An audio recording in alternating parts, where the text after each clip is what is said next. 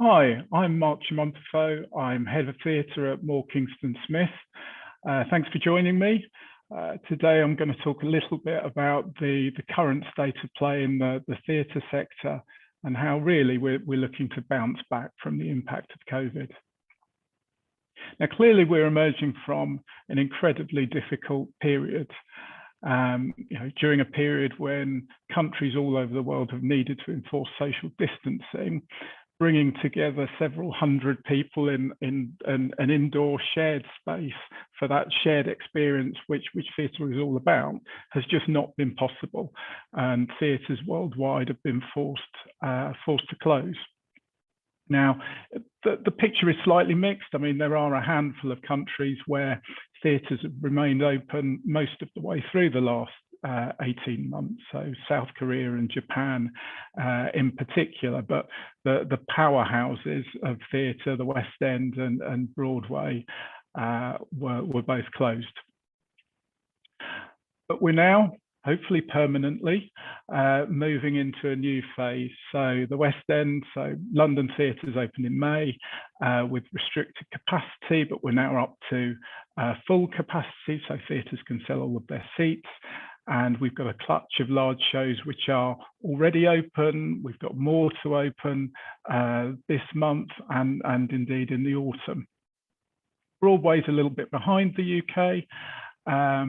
They're opening in September, but similarly, I think we'll expect to see a lot of those large shows opening this side of Christmas. So some really positive news.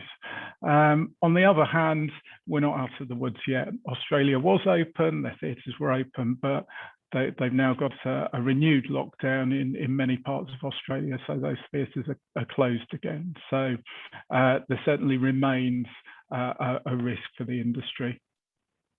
And being open is only one part of the equation.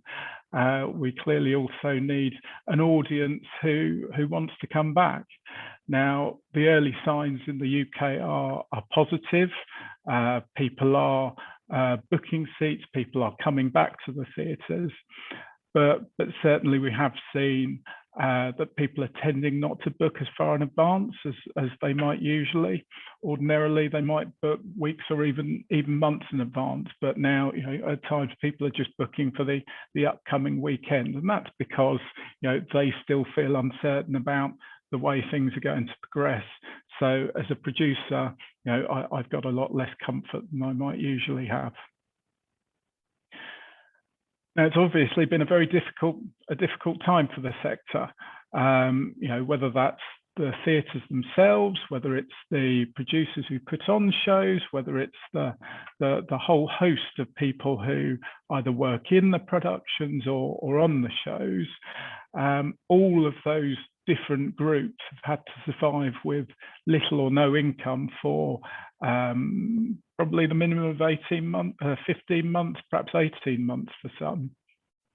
Now, focusing just for a moment on the UK, state support has been limited. There's been a furlough scheme to give businesses support in paying their employees.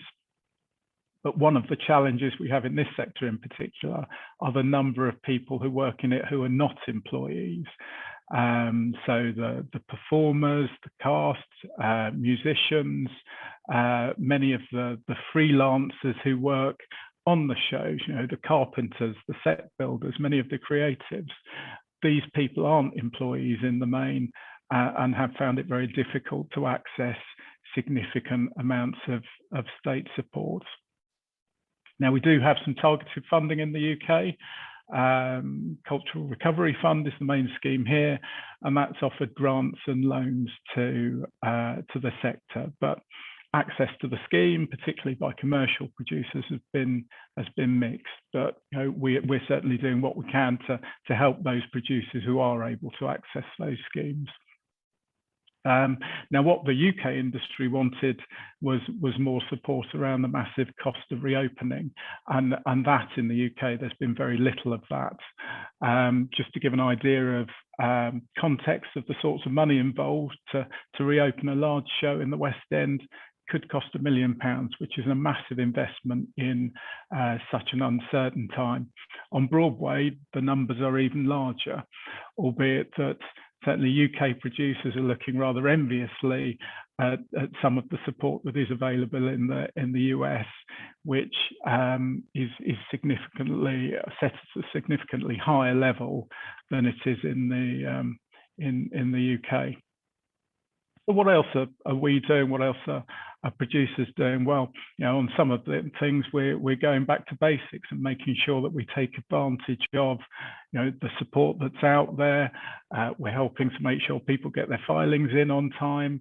The quicker they make those filings, the quicker they can access various of the support schemes out there. We've got a whole raft of clients with losses in this particular year, as you'd expect, because they've got no income. We're able to carry those losses back and use them against past profits. So, but all of that depends on getting the filings done. So the sooner that we can do that, the better.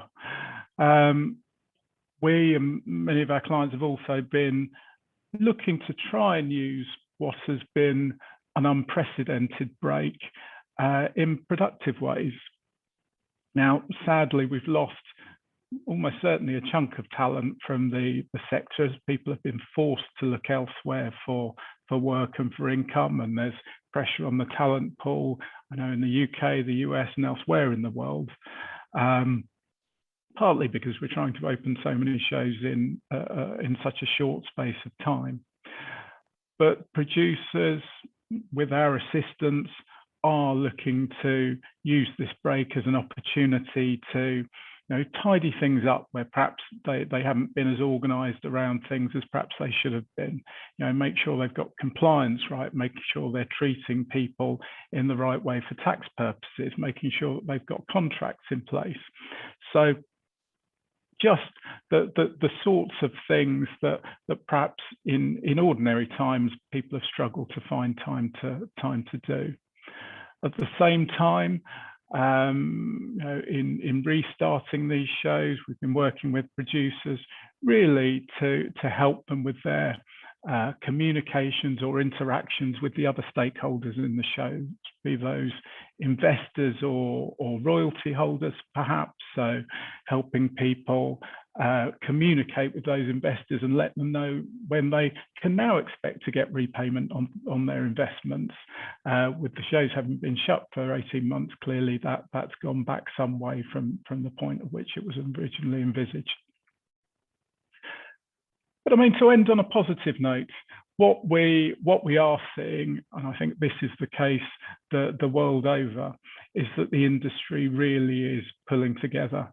Whether those are theatre owners, whether it's the people involved, the cast, the crew, whether it's suppliers to the sector, everyone is doing what they can really to try and help these shows back onto their feet, because it's absolutely in everybody's interest to ensure the success of the sector. And I'm absolutely confident that it will be back.